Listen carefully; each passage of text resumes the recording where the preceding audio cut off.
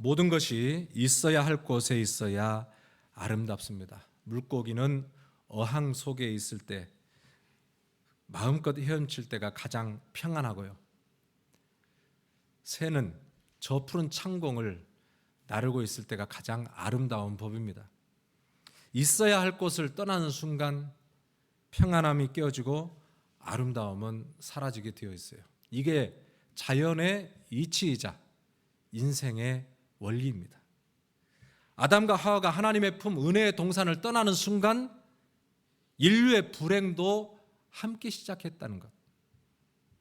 사람은 마땅히 있어야 할 곳에 있을 때에 하나님이 주시는 진정한 평안과 위로와 안식을 얻게 되는 거예요.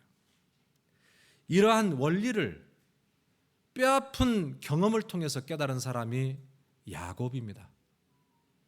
야곱이 있어야 할 곳이 있었습니다. 그것은 바로 베델이었습니다. 베델의 뜻은 하나님의 집이라는 뜻이에요.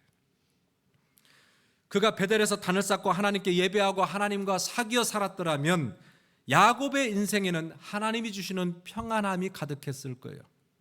그러나 안타깝게도 그는 세겜 땅, 자기가 원하는 땅에 머무러 살다가 인생의 톡톡한 대가를 지불하게 되었습니다. 거기서 딸 디나가 외출하다가 그만 추장의 아들에게 강간을 당하게 됩니다. 그리고 이 사실을 알게 된 디나의 친오빠 시므온과 레위가 거짓말로 세겜 족속을 속이고 할례를 행하게 한 뒤에 3일째 되던 날 칼을 들고 급습해서 세겜 족속을 완전히 전멸시키는 참극을 벌입니다. 이로 인해서 야곱 식구들은 그 주위의 부족들에게 꼼짝없이 몰살당할 그럴 위기에 처하게 됩니다. 이것이 창세기 34장까지 야곱의 인생 가운데 벌어진 고통스러운 이야기들이에요. 성경은 야곱이 있어야 할 곳에 있지 않을 때에 전혀 예상치 못한 일들로 인하여 고통을 당하고 있는 모습들을 우리에게 여과 없이 보여주고 있어요. 하나님은 우리가 있어야 할 곳에 있기를 원하신다는 거예요. 저는 2024년 한 해 동안에 사랑하는 우리 포도원교회 성도님들 가정마다 하나님의 은혜가 가득한 그런 역사가 있기를 주님의 이름으로 축복합니다. 그런데 여러분, 하나님이 주시는 이 은혜는 내가 머물러야 할 곳에 있을 때에 가능한 거예요. 시냇가에 심겨진 나무가 시절을 쫓아 풍성함을 누리는 것처럼 한 해 동안 우리가 하나님의 임재 안에 거하고 하나님을 예배하며 주님과 사귀어 살 때에 하나님이 주시는 복과 은혜가 가득한 그런 인생이 되는 것입니다. 여러분, 그렇다면은 내가 있어야 할 곳에 있기 위해서 정말로 중요한 게 무엇일까요? 그것은 하나님의 음성을 듣는 거예요. 운전을 하다 길을 헤매면은 우리는 바로 내비게이션을 켜고 목적지를 찾습니다. 우리가 인생을 살다가 헤매게 될 때에 우리에게 필요한 것은 하나님의 음성이에요. 여러분, 1절에 보니까 망연자실하고 있었던 이 야곱에게 하나님의 음성이 들리기 시작합니다. 1절, 하나님이 야곱에게 이르시되 일어나 베델로 올라가서. 하나님의 음성이 야곱에게 들렸어요. 뭐라고? 네가 얼른 일어나 베델로 가라. 구체적인 인생의 방향을 하나님이 딱 집으셨어요. 실타래처럼 그냥 복잡하게 꼬여서 도저히 살 소망이 보이지 않는 그 야곱의 인생에 하나님의 음성이 들리기 시작하면서 그의 인생의 새로운 전환점을 맞이하게 됩니다. 하나님께서 야곱에게 이르시되, 여러분, 올 한 해 하나님께서 우리의 인생에 이르시되 하는 그 음성이 들릴 수 있기를 주님의 이름으로 축복합니다. 계시록 2장 7절 보니까요, 귀 있는 자는 성령이 교회들에게 하시는 말씀을 들을지어다, 이렇게 말씀하고 있어요. 성령께서 소아시아 7교회들에게 친히 기록해서 편지를 보내게 하셨는데 마지막에는 동일한 구절을 교회들에게 주셨어요. 그것은 성령이 교회들에게 하시는 말씀을 들을지어다. 우리 안에 거하시는 성령께서는 오늘도 우리에게 말씀하고 계시다는 거예요. 성령의 음성을 듣는 성도, 성령의 말씀을 귀를 기울이는 교회는 반드시 하나님이 이루어 주시는 그런 놀라운 능력들을 경험하게 되는 거예요. 오늘 새해에 저와 여러분들이 영안의 눈을 열고 귀를 활짝 열어 성령의 음성을 듣고 따라가는 은혜가 있기를 주님의 이름으로 축복합니다. 자, 많은 분들이 그러면 이렇게 말씀하면 묻습니다.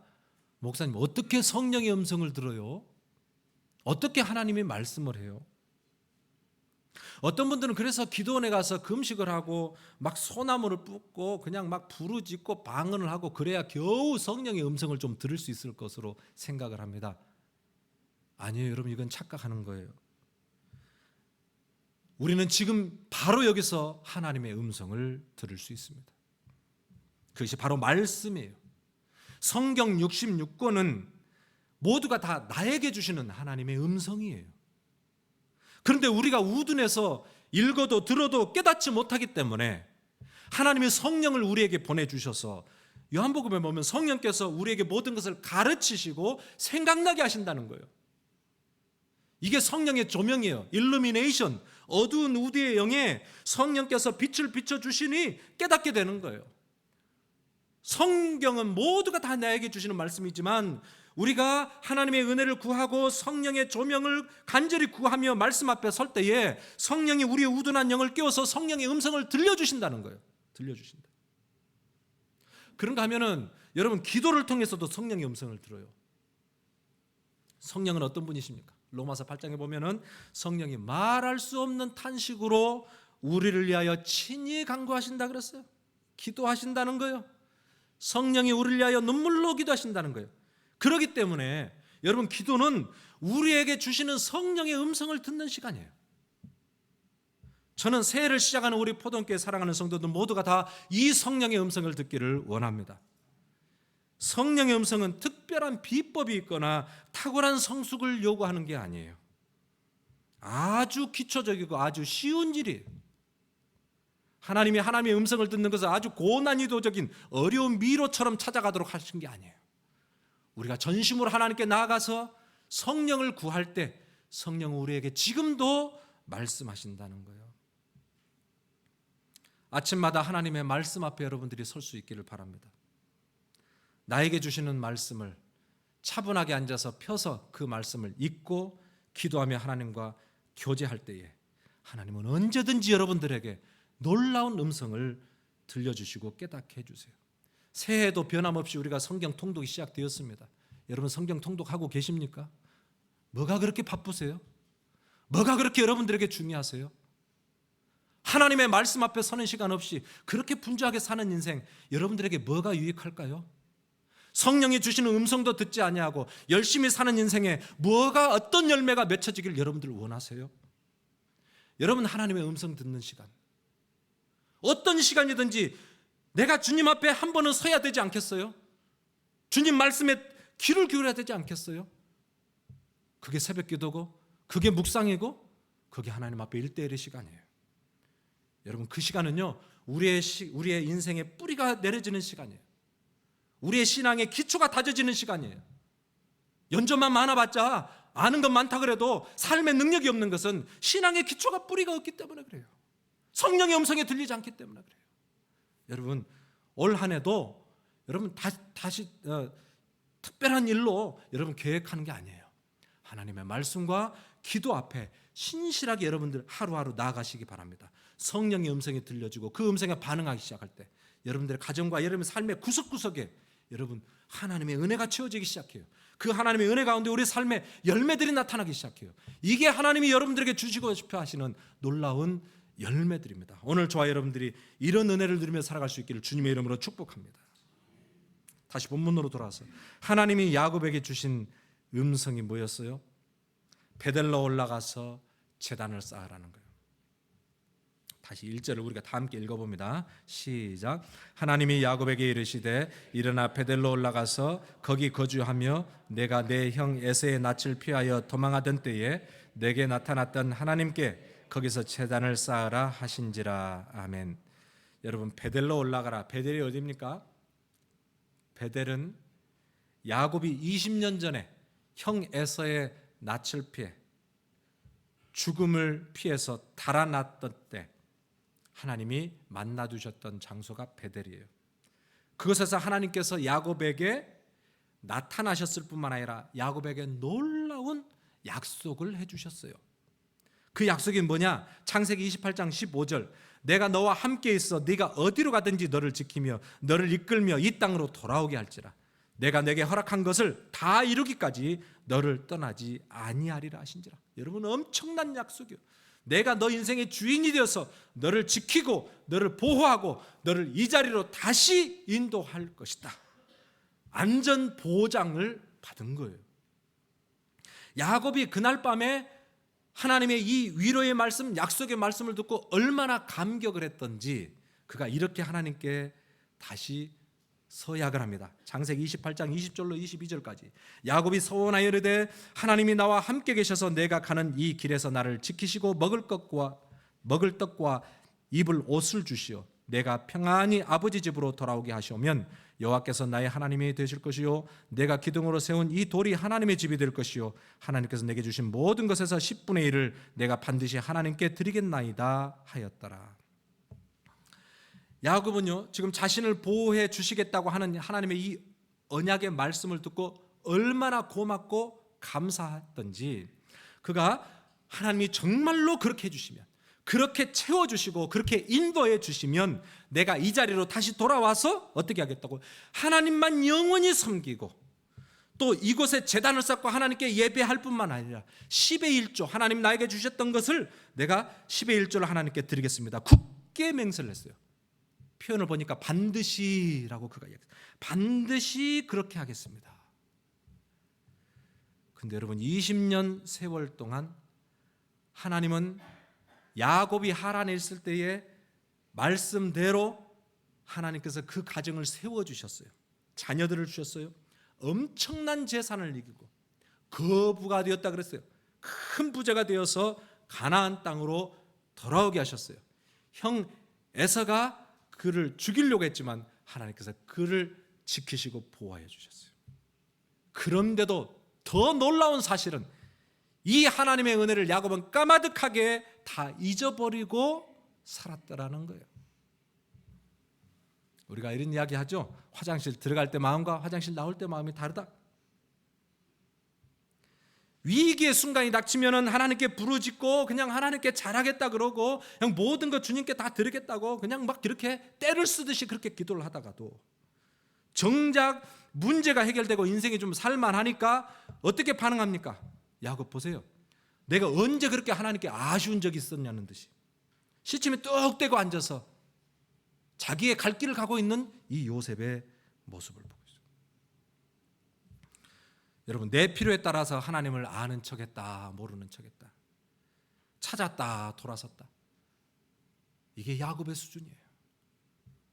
근데 여러분, 저는 야곱을 보면서 이 야곱의 모습 속에 나의 모습이 보이고 우리들의 모습이 그 안에 숨겨져 있는 것 같아요. 지금 내가 여기까지 온 것이 나의 노력이나 나의 재능이나 나의 열심으로 온 것이 아니라 나를 떠나지 아니하시고 나와 항상 함께 하시며 먹이시고 입히시고 보호하신 하나님의 은혜 때문에 왔는데 나는 내 수고와 열심으로 우리 가정을 세우고 여기까지 왔다고 우기면서 살 때가 얼마나 많은지 가만히 보면 저와 여러분들 안에도 여전히 이 야곱의 DNA가 우리에게도 흐르고 있는 것 같은 그런 느낌을 지울 수가 없습니다. 여러분, 혹시 나는 과거의 그 은혜의 순간들을 다 잊어버린 채 혹시 마치 내 힘으로 살아온 양 하나님께 별 아쉬움이 없는 것처럼 그렇게 내가 하나님 앞에 서 있지 않는지 이 시간 다시 한번 우리를 돌아보아야 합니다. 여러분, 그런데요, 우리 하나님을 한번 보세요. 우리 하나님은 야곱을 다시 찾아오고 계십니다. 야곱에게 이르시되 그랬어요. 또 음성을 들려주시고 그의 양심의 문을 노크를 하십니다. 상황과 환경을 통해서 그를 깨닫게 해주십니다. 하나님은 우리를 포기하지 않으신다는 거예요. 하나님은 다시 회복할 기회를 주십니다. 이것이 은혜예요. 이것이 우리에게 소망입니다. 때로는 우리가 하나님의 은혜를 잊어도 하나님은, 신실하신 하나님은 그 약속을 잊지 아니하시고 우리에게 또 다가오신다는 거예요. 여러분, 올해도 하나님은 변함없는 은혜로 우리에게 다가오시고 우리에게 말씀하십니다. 여러분, 부르시는 주님의 그 음성에 거짓없이 반응함으로 하나님과의 관계의 신뢰가 회복이 되고 은혜의 자리에 설 수 있기를 주님의 이름으로 축복합니다. 자, 야곱이 베델을 향해서 지금 올라가기로 작정을 하는데 바로 올라가지 아니하고 두 가지 일을 행하는 것을 우리가 보게 됩니다. 2절과 4절을 한번 보세요. 2절, 야곱이 이에 자기 집안 사람과 자기와 함께한 모든 자에게 이르되 너희 중에 있는 이방 신상들을 버리고 자기를 정결하게 하고 너희들의 의복을 바꾸어 입으라. 4절, 그들이 자기 손에 있는 모든 이방 신상들과 자기 귀에 있는 귀고리들을 야곱에게 주는지라. 야곱이 그것들을 세겜 근처 상수리 나무 아래에 묻고 그랬어요. 자, 야곱이 행한 일들이 두 가지인데요. 하나는 우상을 제거하는 것, 또 하나는 죄를 제거하는 거예요. 우상과 죄를 제거하는 거예요. 여러분, 신앙생활은 적극적인 사고방식, 또 긍정적인 마인드, 여러분 이게 아니에요. 새해가 시작됐으니 이제 새로운 마음을 품고 열심히 한번 살아보자. 여러분, 이렇게 아무리 외치고 결단을 해도 진정한 변화는 일어나지 않는다는 거예요. 오늘 야곱은 새로운 인생을 시작하기 위한 두 가지 중요한 결단이 무엇인지를 우리에게 보여주고 있습니다. 그 첫 번째는 우상을 제거하는 거예요. 야곱이 베델로 올라가서 하나님께 단을 쌓고 예배를 드릴 생각을 딱 하니까 마음에 걸리는 문제가 하나 있어요. 그것은 하나님이 가장 싫어하시는 우상들이 자기 안에 있다는 거예요. 집안 곳곳에서 그간 숨겨놓은 각종 우상들, 금, 귀고리 뭐 이런 것들이 나왔어요. 심지어는 자기가 사랑하는 라헬이 도망 나올 때 자기 아버지 라반으로부터 훔쳐온 드라빔, 그것이 바로 우상이었어요. 이 모든 것들이 그동안 하나님이 예배 받으시고 하나님을 사랑해야 될 그 자리를 대신하고 있었던 우상들이었어요. 가만히 보면은 우리는 하나님보다 하나님이 주신 것들에 푹 빠지는 경향성이 있는 것 같습니다. 놀라운 것은 하나님이 야곱에게 주신 선물들이 나중에는 전부 우상으로 둔갑해 있었다는 것을 우리가 알게 됩니다. 하나님이 재물을 주시니까 어느새 그 재물이 우상이 되어버렸어요. 하나님이 자녀들을 주시니까 그 자녀들이 재물이 되었어요. 우상이 되었어요. 하나님이 아내를 주시니까 그 아내가 우상이 되어버렸어요. 하나님이 얼마나 고민스러우시겠어요. 뭘 마음 놓고 주실 수가 없어요. 주면은 그게 붙들려 버리니까.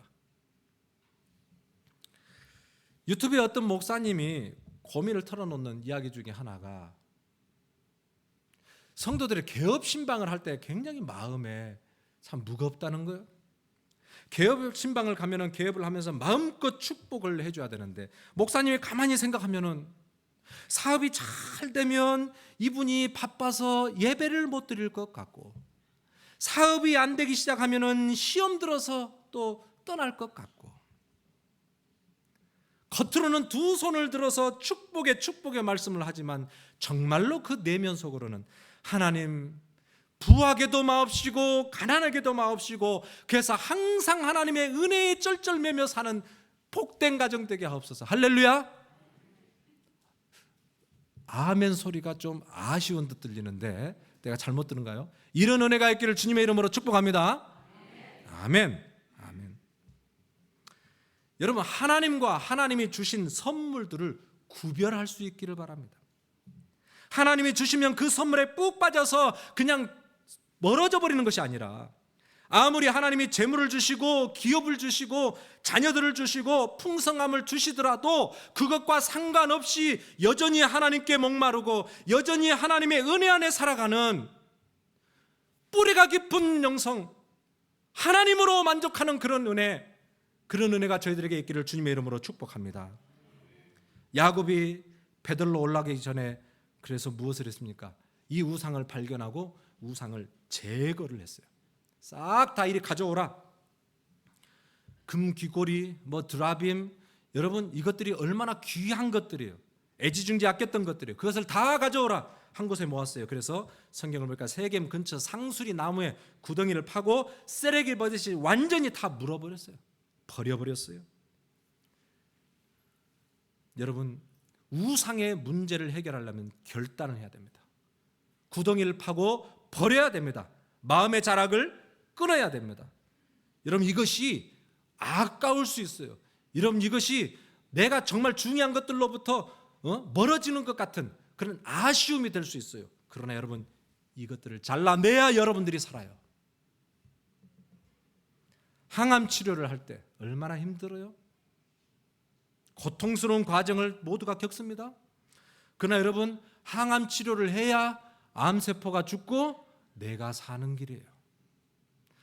그게 고통스럽다고 항암 치료를 하지 않으면 안 되는 것처럼, 여러분, 내가 아무리 사랑하고 내가 좋아하고 이걸 붙들면 좋아할 것 같아도 하나님 말씀 앞에, 하나님의 음성 앞에 주님이 깨닫게 하실 때 여러분 과감하게 그것들을 상수리 나무 앞에 구덩이를 파고 완전히 버려버릴 때 그때 사는 거예요.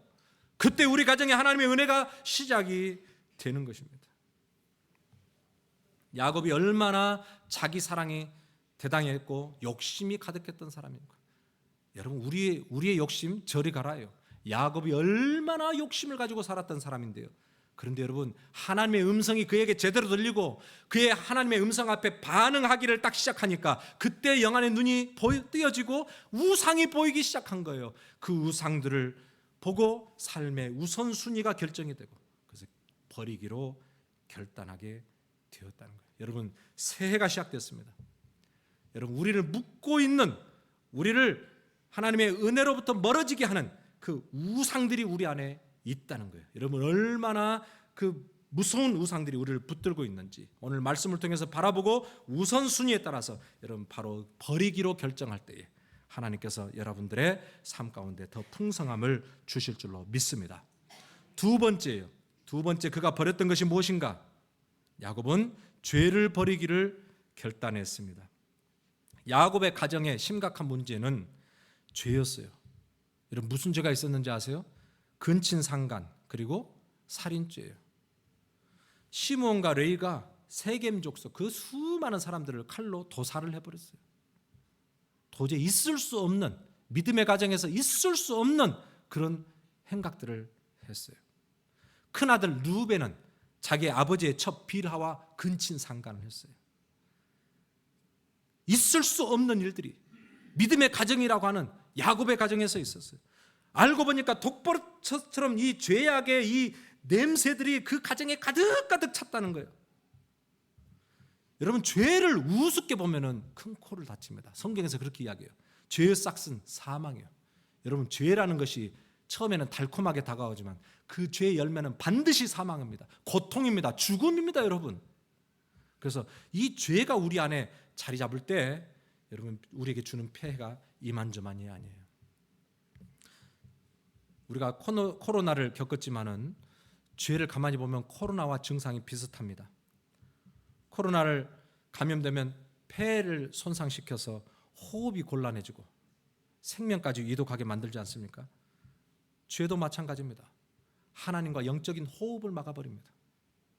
아무리 예배에 은혜 받아보려고 여러분 예배 자리에 와도 하나도 은혜를 받지 못하도록 죄가 그것을 딱 막아버려요. 좀 기도 좀 해보고 은혜 받아보려고 기도해도 여러분 1분은 못 넘습니다. 정말 하나님의 은혜 안에 그 기도를 통해 영적인 호흡을 누리지 못해요. 영이 딱 막혀버리니까. 여러분, 이게 죄라는 거예요. 죄에 막혀있는 인생은 기쁨이 없습니다. 감사함이 없습니다. 몸부림을 치고 뭔가 열심히 한번 해보려고는 해요. 그러나 그 안에 구원의 기쁨과 평안함이 나타나지 않아요. 우리의 증상들을 잘 보셔야 됩니다. 아담이 그 안에 죄가 들어왔을 때 하나님을 두려워하고 하나님의 낯을 피해서 숨어버립니다. 다윗도 그렇게 하나님 앞에 춤을 추며 예배했지만 그가 죄를 범하였을 때 그가 영적인 고통을 하고 몸부림을 했던 것을 우리가 봅니다. 야곱도 처음에는 죄가 근본적인 문제임을 알지 못했어요. 그러나 그가 주님의 음성에 들려주고 영안의 눈이 띄어지니까 자기 가정을 이렇게 불안하게 만들고 자기 가정을 이렇게 꽉 쥐고 있는 원흉이 죄라는 것을 그때 깨달았어요. 아, 죄가 우리 가정을 이렇게 고통스럽게 하고 있구나. 내가 슬쩍슬쩍 좋아하는 그 죄가 나를 얽어매고 있고 우리 가정에 어둠의 그늘이 되고 있었구나. 여러분, 야곱이 그래서 온 가정에게 결단을 하고 명령을 했어요. 2절 하반절에 뭐라 그랬느냐? 자신을 정결하게 하고 너희들의 의복을 바꾸어 입으라 그랬어요. 너희들의 의복을 바꾸어 입으라. 옷이 뭐 더러워져서 그랬을까요? 이게 무슨 의미일까요? 그동안 우리의 가정을 얽어매고 있었던 악한 죄에서부터 돌이키자 이 말이에요. 결단을 하자 이 말이에요. 죄로 찌들어 있었던 우리의 삶의 습관들, 잘못된 우리의 생각들, 마음부터 완전히 다 벗어버리자. 그리고 새로운 하나님의 은혜를 입자. 이런 결단의 표현이었어요. 여러분, 어떻게 하면 우리 가정이, 어떻게 하면 내가, 어떻게 하면 우리 교회가 이 지긋지긋한 죄의 올가미로부터 벗어날 수 있습니까? 어떻게 하면 될까요? 부흥사 무디 목사님이 설교 중에 유명한 이런 예화를 들었습니다. 여러분, 빈 컵이 있습니다. 이 빈 컵 안에 뭐가 있습니까? 공기가 있습니다. 그럼 여러분, 이 공기를 어떻게 하면 다 빼낼 수 있습니까? 그러니까 어떤 분들이 뭐 진공 상태로 뭐 이렇게 공기를 빼내면 됩니다. 진공이 되는 순간 이 컵은 깨어지고 맙니다. 다른 방법이 있을까요? 아무도 답을 못했어요. 그때 이 목사님이 주전자에 물을 컵 안에 싹 담았어요. 그리고 컵 안에 물이 딱 담겨 있는 순간 이 컵 안에 공기가 있습니까? 없습니까? 없습니다. 어떻게 되었습니까? 물이 채워졌습니다. 여러분, 이 원리는 우리가 죄를 이기는 원리와 동일합니다. 여러분, 죄는 우리의 인간의 노력이나 의지력이나 결단으로 죄를 이길 수 있다고요? 천만의 말씀. 그렇게는 절대 죄를 못 이긴다. 물이 부어져야 돼요. 성령의 은혜가 부어져야 돼요. 십자가의 보혈이 부어져야 돼요. 우리가 십자가의 은혜 앞에 나아가 우리의 연약함을 내려놓고 십자가의 은혜를 붙들고 성령의 은혜를 붙드는 길만이 그 은혜가 내 안에 채워질 때 내 안에 죄가 달아나게 되는 거예요. 죄에 대한 욕심으로부터 벗어나게 되는 거예요. 성령의 은혜예요. 십자가예요. 베드로전서 2장 24절에 이렇게 이야기합니다. 친히 나무에 달려 그 몸으로 우리 죄를 담당하셨으니 이는 우리로 죄에 대하여 죽고 의에 대하여 살게 하려 하심이라. 그가 채찍에 맞음으로 너희는 나음을 얻었나니. 여러분, 이게 바로 십자가예요. 왜 우리가 십자가를 붙들어야 됩니까? 죄를 이기고 승리하신 것이 바로 십자가이기 때문에 예수님께서 십자가 지신 것은 너희 힘으로 죄 이길 수 없다. 너희 힘으로는 무너질 수밖에 없다. 내가 죽음으로 십자가를 지고 죽고 부활하신 이 십자가의 능력을 의지할 때 너희들은 이기고 승리할 수 있다는 것을 우리에게 보여주셨습니다. 여러분, 혹시 내 안에, 혹시 우리 가정 안에, 혹시 우리 교회 안에 죄로 인하여 병들고 썩고 어둡고 무너진 부분들이 있다면 여러분, 이 시간에 여러분들 결단하시고 선포하시기 바랍니다. 예수 그리스도 이름으로 명하노니 우리 안에, 우리 가정에, 우리 교회에 잠식하고 있던 이 더러운 사탄아, 이 죄악들은 떠나갈지어다. 예수의 이름을 선포하시기 바랍니다. 그리고 예수의 이름을 부르시기 바랍니다. 십자가의 은혜를 날마다 붙드시기 바랍니다. 여러분, 그럴 때에 하나님께서 영적으로 무감각해져 있었고 영적으로 무능력해져 있었고 죄 앞에서는 아무런 힘도 쓸 수 없었던 무기력한 삶속처럼 끌려갔던 이런 나에게 성령께서 놀라운 은혜를 주시는데 죄를 명하여 이기게 하시고 승리하게 하시고 어둠이 떠나가고 영광스러운 빛이 임하는 그런 승리하는 삶을 살게 될 줄로 믿습니다. 마지막으로 여러분, 야곱이 이 하나님의 음성에 반응하여 베델로 올라갈 때 어떤 일이 일어났느냐, 5절을 우리가 다 같이 읽습니다. 시작. 그들이 떠났으나 하나님이 그 사면 고을들로 크게 두려워하게 하셨으므로 야곱의 아들들을 추격하는 자가 없었더라. 아멘. 아무도 야곱 가족을 해하지 못하도록 그 주위의 모든 상황과 환경으로부터 그 가족을 보호해 주셨다. 여기서 떠났으나라는 표현을 보세요. 떠났으나, 떠났으니가 아니고 떠났으나. 지금 세겜을 떠나서 이제 베델로 올라가게 되면은 주위의 족속들로부터 주목을 받게 되고 공격을 당할 그런 위험에 노출되게 되었으나, 이 말이에요.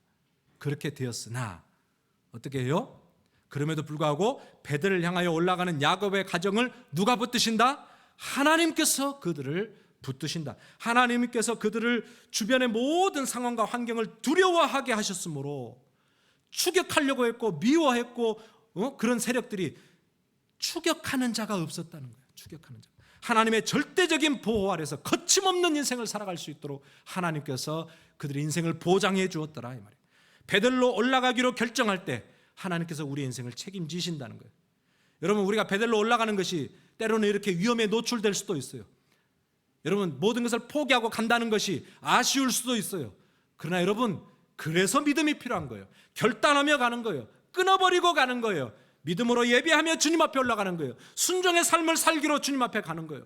그러며 결단하며 나아갈 때에 여러분, 잃은 것 같았지만은 오늘 보세요. 하나님이 내 편이 되셔서 하나님께서 모든 것으로부터 보호하시고 채워주시는, 모든 것을 다 얻어버리는 그런 인생이 된다는 것입니다.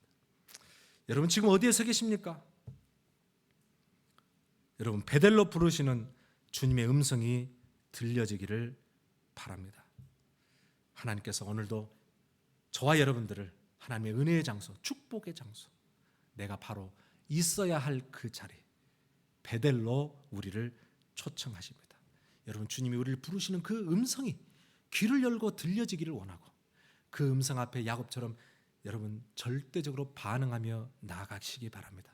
여러분, 한 해가 시작되었어요. 빨리 끊을 건 끊고 가야 될 건 가야 합니다. 미적미적거리지 마십시오. 여러분, 은혜의 이 항해를 믿음으로 시작을 해서 2024년 한 해 동안 여러분, 우리 교회, 우리 가정, 우리 기업 위에 여러분 넘치도록 거침없이 하나님께서 주시는 그 은혜들 다 누리며 살아갈 수 있도록 이런 은혜가 있기를 주님의 이름으로 축복합니다. 아멘.